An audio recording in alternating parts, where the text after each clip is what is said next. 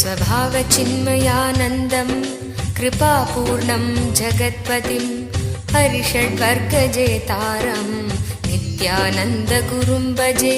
स्वभावचिन्मयानन्दं सदाशिवसमारम्भां शङ्कराचार्यमध्यमाम् अस्मदाचार्यपर्यन्तं वन्दे गुरुपरम्पराम्.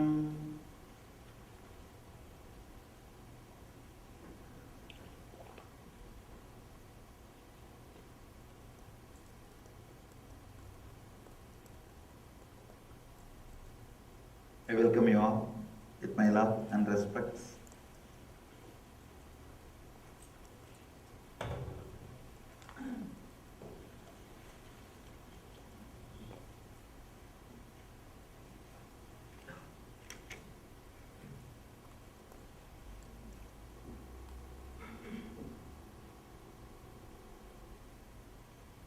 Please explain.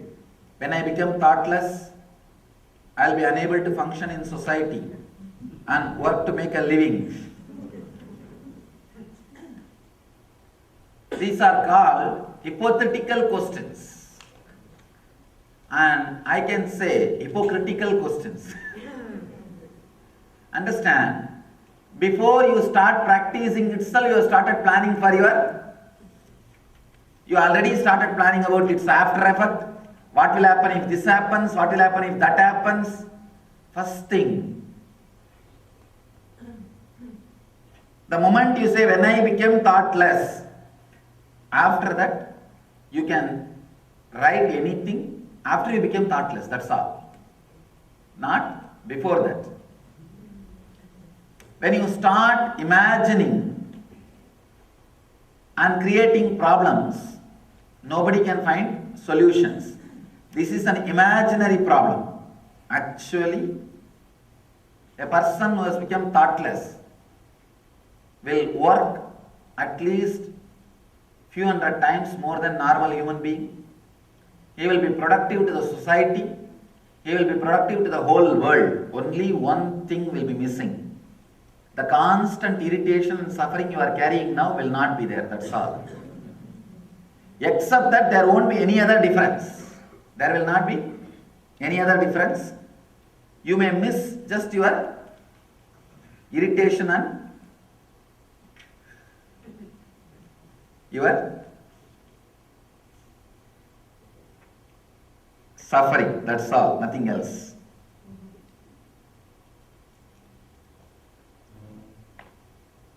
I see there is a proverb, ignorance is bliss. No. Innocence is bliss, not ignorance. Ignorance can never be bliss. But the society seems to value knowledge, idea, learning, education and information that one possesses. This seems to be contradicting to me.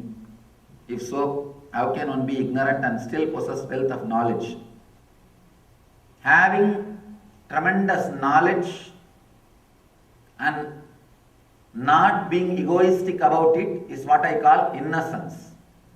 Innocence is bliss. Ignorance can never be bliss.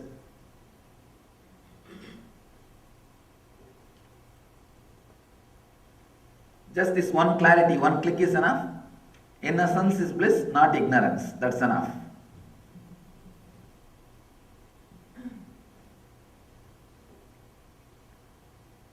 Here is somebody is asking, could you please explain with examples to drop the ego, the thinking ego?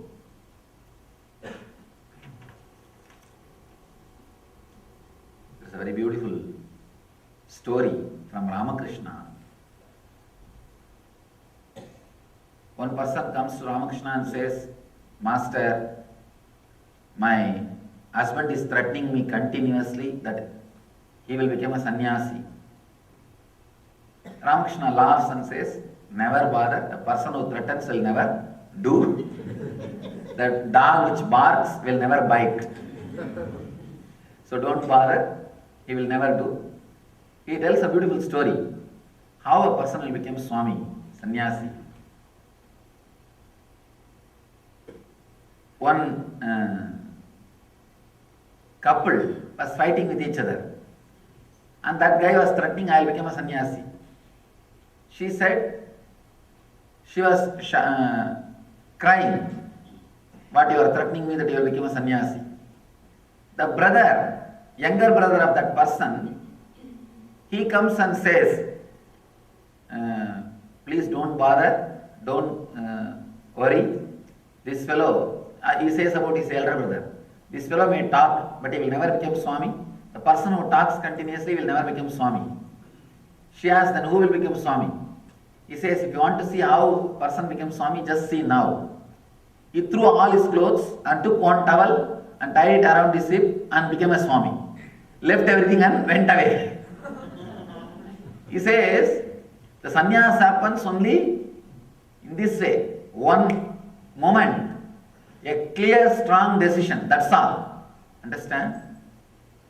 There's a proverb, think before you jump. I've never seen anybody jumping by thinking. Thinking means what? Dilemma. As long as you are thinking this, you will never jump. At some point, if you have jumped, that one moment you stop thinking. So I can tell you, new proverb, jump before you think. Otherwise you will never jump. You will never jump. The person who is thinking will never jump. They will drag, but they will never jump.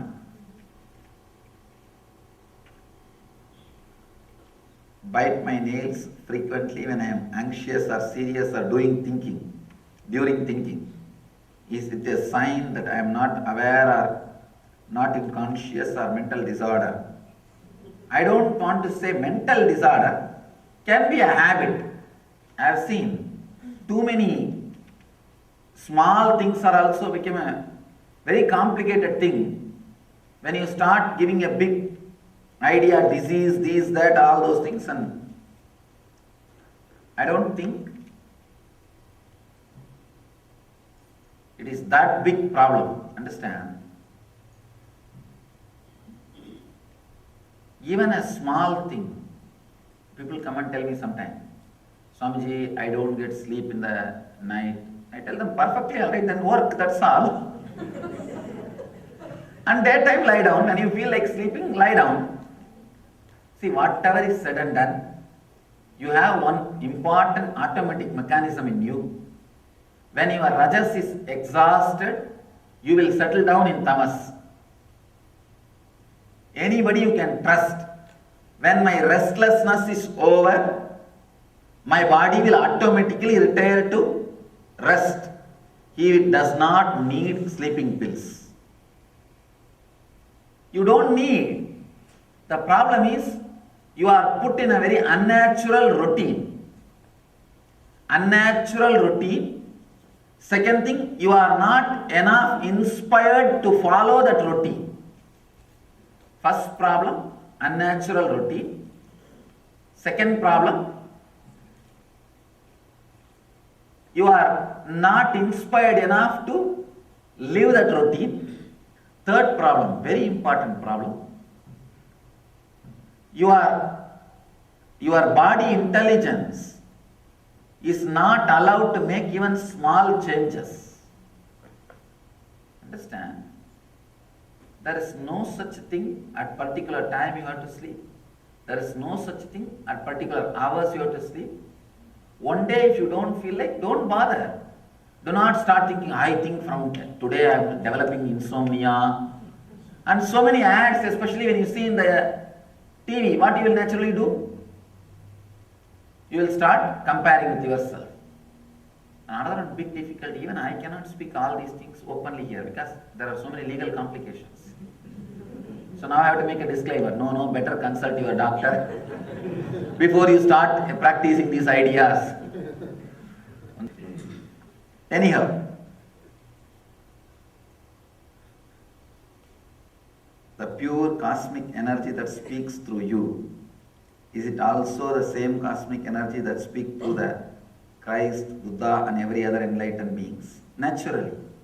Anybody who is enlightened and any enlightened master through him. Only the cosmic energy speaks. There is nothing else. Anything which comes out of them is a pure cosmic energy. Continuously sharing the same truth in so many different ways. You can say Buddha spoke for 40 years. And there is a statement by Buddha, I never spoke, I never opened my mouth in last 40 years. Because he never uttered a single word. The cosmic energy is continuously expressing itself. So much of life seems fulfilling. I think that this idea that there is so much still to live in ordinary life holds me back from enlightenment. What to do? First thing, so much is there to live ordinary life means your mind is still giving a hope. Your mind is still giving a hope. The mind which gives the hope is the ultimate hopeless thing. By giving hope, it constantly keeps you in hopelessness. So, of course, either you learn from the master and realize, or you learn from life. It may take little time. What to do? How to truly give you permission to work on one's mind and remove its hold on the self. Is intention and unclutching meditation is what needed. Yes, that too is enough. Is surrender required? Surrender means the clear intention and the simple unclutching. That's enough. Surrender does not mean you will fall flat every time when you see me. No. That may get only knee pain and back pain to you. That may not do any real work. Real intention and simply unclutching. Understand? Unconditionally relaxing. I have seen people, Swamiji, I am surrendering to you, but how long you will take to give enlightenment for me? They will ask me to first sign in the contract before. Then it is not surrender. The very restlessness. I have seen many guys come and press me. You have to give me this darshan, you have to give me that darshan. And these fools don't understand. So understand, before asking or surrendering, have a complete deep surrender. Then you will see the right time. Surely the right thing will happen. We always think, another big problem is, if I completely surrender, then I will not even be there to ask the question, to ask about this. That disappearing is the enlightenment. That disappearing is the real ultimate experience. So relax from all the questions.